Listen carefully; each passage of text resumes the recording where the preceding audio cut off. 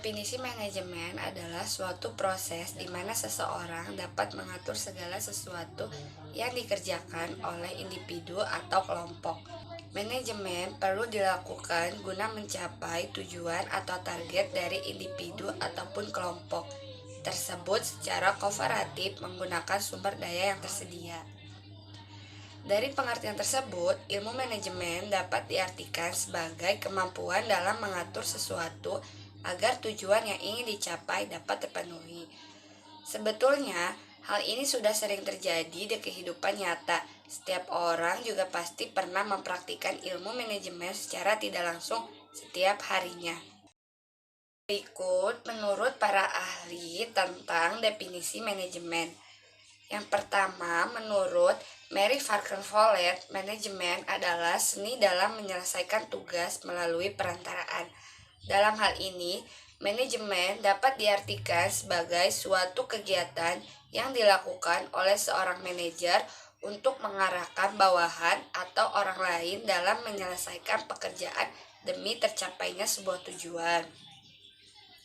Selanjutnya, menurut Ricky W. Griffin, manajemen adalah proses perencanaan, organisasi, koordinasi, dan kontrol pada sumber daya agar tujuan tercapai secara efektif dan efisien.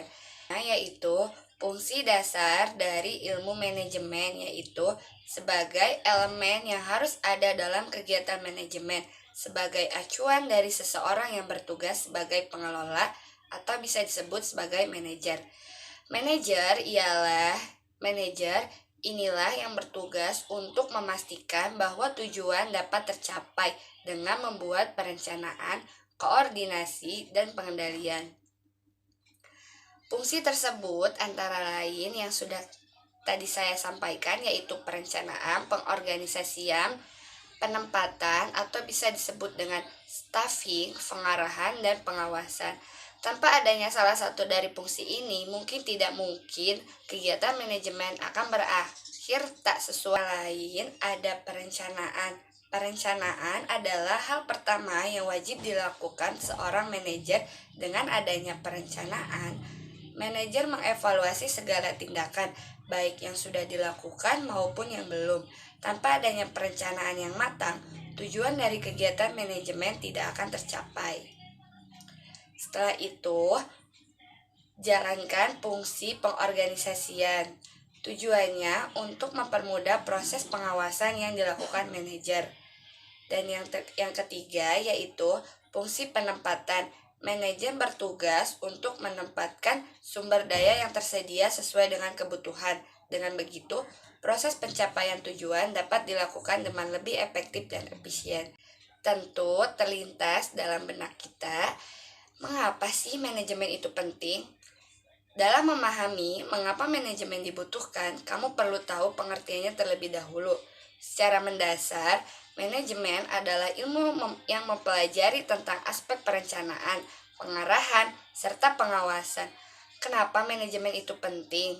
Karena ilmu tersebut perlu kamu terapkan dalam sebuah organisasi. Di sebuah organisasi, baik itu formal dan non-formal, biasanya ada tujuan yang perlu dicapai secara kolektif. Ilmu satu ini memastikan bahwa proses tersebut berjalan dengan lancar tanpa kendala. Maka dari itu, mengapa manajemen itu penting? Karena memiliki peran yang cukup mempengaruhi keberlanjutan sebuah organisasi. Berikut adalah beberapa aspek organisasi yang perlu ada di manajemen. Yang pertama, sumber daya. Mengapa manajemen itu penting dalam pengelolaan sumber daya? Dalam hal ini, baik sumber daya manusia dan juga fisik sama-sama memerlukan produktivitas yang tepat. Kamu yang berperan sebagai pengelola harus memastikan agar sumber daya yang ada pada sebuah organisasi bisa bermanfaat dengan baik. Dan yang kedua, yaitu tentang biaya. Meskipun tidak secara khusus bersinggungan dengan biaya, ilmu manajemen dapat bermanfaat untuk memastikan efisiensi keuangan organisasi. Itu juga yang jadi alasan mengapa manajemen itu penting. Ketiga, yaitu kesejahteraan umum. Memahami tentang kesejahteraan umum bisa kamu dapatkan melalui memahami kenapa manajemen itu juga penting. Dalam ruang lingkup organisasi, kamu bisa memanfaatkan ilmu satu ini untuk memastikan bahwa setiap orang di dalam organisasi merasa kebutuhannya tercukupi. Kebutuhan tersebut tidak selalu berkutat pada kompensasi kerja yang sepadan. Melalui ilmu tersebut, kamu bisa mengelola seluruh pihak agar dapat menemukan spesialisasi berdasarkan pekerjaan yang menjadi tugas mereka. Keempat, kesehatan organisasi.